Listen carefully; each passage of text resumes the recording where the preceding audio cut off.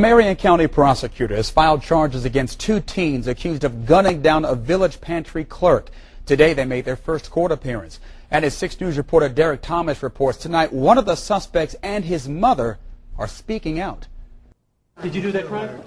Hell no. You didn't do it? No. Who did it? I don't know. Did Bruce do it? No. 19-year-old Sean Hyab denied that he and 19-year-old Bruce Aldridge murdered and robbed 62-year-old Becky Howell last Saturday morning. Hyab's mother doesn't know what to believe. I ain't ate, I ain't slept. I've been a nervous wreck. I mean, but it's very shocking to me that my son would do anything like this. I don't know what to say, but to her family, I would like to say that I am very, very sorry for your loss.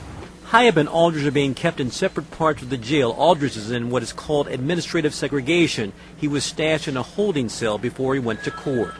According to court documents, Aldridge told the victim, "We just want the money." Then he allegedly gunned her down.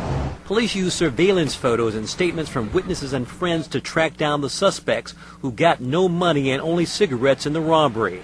Prosecutors were tight-lipped on other aspects of the case.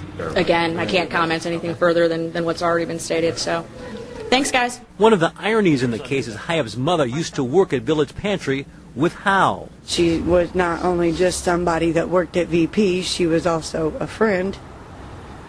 And Sean is my son. And I am very deeply sorry for their loss. But at the same time, like I said, he is my son. In Indianapolis, Derek Thomas, 6 News. Hyab and